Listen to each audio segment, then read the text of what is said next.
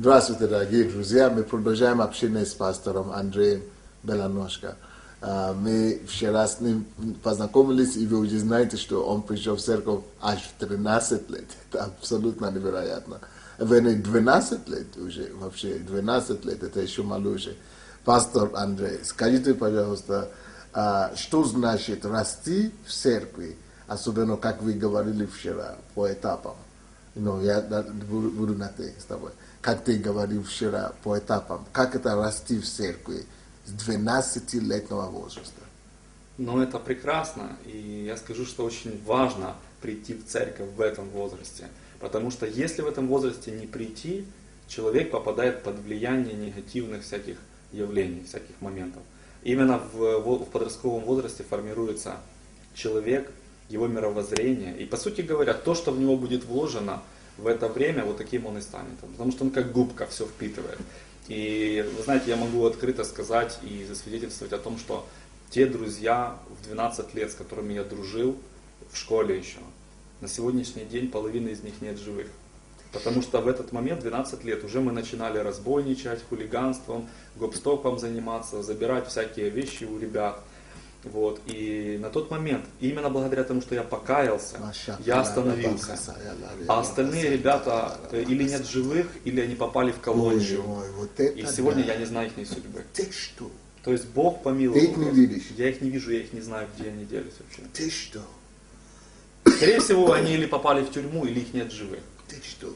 Это же до 30 лет им еще, пацаны. Да. Слушай, вот я, ребята, братья и сестры, представьте себе, да, еще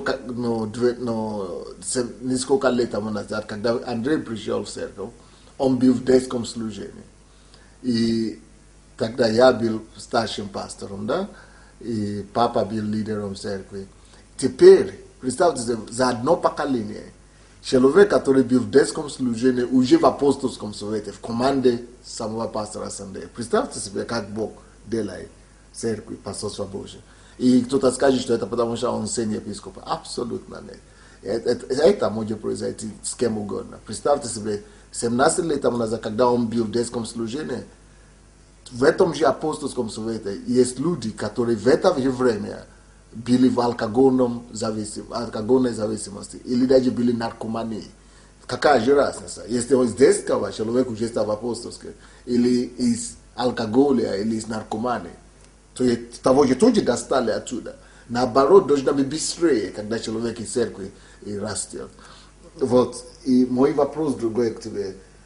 Папа и мама, пастор Анатолий и пастор Надежда, одно из их репутация в пасторстве Божьем и вообще в христианстве в Украине, это то, что им удалось стать примерными парами и родителями. То есть на них смотрят как на эталона. Допустим, пастор Сандей, он пастор Сандей, но у него нет. Мы еще не знаем, каким пастор Сандей будет, как родители через 20 лет или через 10 лет. Насколько ему удастся воспитать таких детей. Мы еще не знаем, кем его дети станут. Да? Мы еще не знаем, удастся ли ему тоже, как муж и жена, сохранить семью столько же, сколько пастор Анатолий. Вот. Как папа, как ему удалось, как мама и папа, как им удалось вообще воспитать двое детей и все служат Богу. Я думаю, главное качество, которое они проявляли в моем воспитании, это, я думаю, все-таки любовь и строгость. Вот так вот вместе. И знаете, и я за это им благодарен, что и любовь, и строгость. Я благодарен им за то, что они не давали мне, знаете, выбирать неправильные вещи.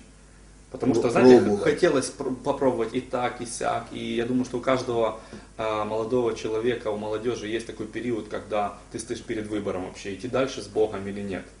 И такой выбор у всех есть. Я у кого не спрашиваю, такая ситуация у многих.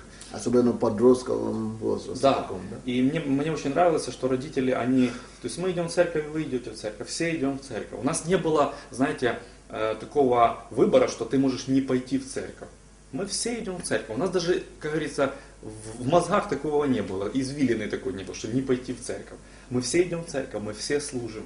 Вот. И благодаря тому, что было правильное воспитание, то есть я чувствовал любовь от них и также строгость, если я был в чем-то неправ. То есть они действительно воспитывали, они действительно показывали, как правильно, а как неправильно. Ты думаешь, что это сыграло тот роль, что вы оба стали благополучными? Да, именно это. Именно их отношение ко мне, к моей сестре. То есть, если нужно, мы получали. Получали и за то, что мы неправильно делали что-то. Это кто, как Библия говорит, что я не жалею розга. Да, да. То есть, и я за это благодарен. Сегодня многие говорят, что воспитание должно быть каким-то, знаете, демократичным, а если он не хочет, может быть, не нужно. Еще сейчас уже говорят, что и в суд можно подать, ребенок может подать на родителей. Вы знаете, это ерунда, и это просто ни к чему не приведет. Это против даже духа Библии. Да. То есть чисто библейское воспитание у нас было. Вот. И на сегодняшний день мы своего ребенка так уже воспитываем. И имеем результаты, что она слушается нас, она понимает, если мы не разрешаем что-то делать. Точно так, как Бог. Просто многие думают, что Бог, Он демократ, хотя Бог, Он теократ, у Него одно слово. У Него так, если ты будешь служить, благословлю, не будешь служить, не благословлю. И либо благословение, либо проклятие, либо жизнь, либо смерть. Многие говорят, церковь, есть такое заблуждение, церковь, это встреча, или скажем, это собрание свободных людей. Я слышал такое заблуждение. Извините меня, но это церковь, это встреча не свободных людей, а святых людей, это во-первых. А во-вторых, Бог и церковь, это не демократия. Многие сегодня думают, никто мне ничего не должен заставлять, вот что хочу, то делаю. Послушай, если ты такой, человек такой умный, то тогда ты не можешь быть частью Царства Божьего. Потому что в Библии четко есть. Либо ты со мной, либо ты без меня. Да. Либо ты в благословении, либо в проклятии. Все. Поэтому точно так воспитывали нас родители. Я помню, были ситуации, когда мы немного уже подросли, я помню, да я могу, да я вообще такой, да я сякой. И родители могли сказать, слушай, если ты такой умный, иди на улицу. Такой могли сказать, иди найди себе квартиру, да. Пожалуйста. То есть они давали даже свободу, говорят, то есть с нами ты будешь делать вот так и вот так. Ладно. Но если ты не с нами, ты не послушен, вот иди, вот улица. Но многие родители боятся это сказать. Боятся. И в этом проблема. Вот еще ты скажешь вот таким родителям, потому что их дети на сегодняшний день в результате уже не ходят в церковь. Даже есть родители, которые приводят любовников домой к родительский дом, и папа и мама боятся, что мы не хотим, чтобы ушли, или чтобы обижались, или что-то такое. Что ты скажешь вот родителям, которые не удается приводить своих людей к Богу вот таким образом? Я думаю, что необходимо побороть страх, который присутствует в вас. Почему? Потому что результат того, что вы покрываете это, будет то, что ваш ребенок просто сядет вам на голову. То есть ребенок сядет на голову и будет погонять, манипулировать будет. И в результате это приведет к ужасным вещам. То есть к таким вещам, допустим, как ко мне приходят люди на прием, одна женщина пришла и говорит, вот до чего я, говорит, дожила, что ребенок приходит домой и говорит, мама, папа, уйдите из дома, мне тут нужно с девушкой заняться любовью. То есть когда это такое приходит? Когда мать и отец, они не воспитывают ребенка, они боятся, ладно, только чтобы не ссориться.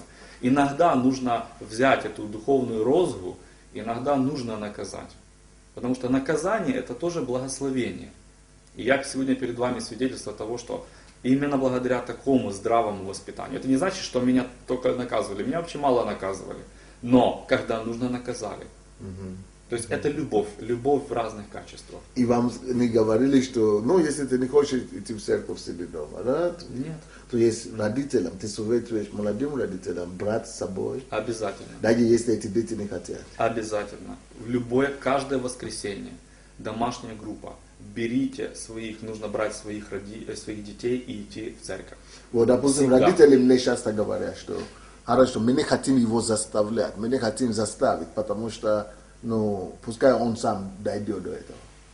До 16 лет дети не должны иметь своего воли, своего выбора. Родители сказали, и все. Они отвечают, и по закону они отвечают. Поэтому нужно только так.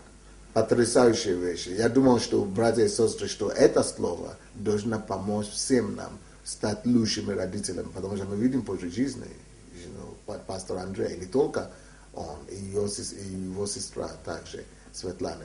Будьте благословенными, продолжим это общение завтра.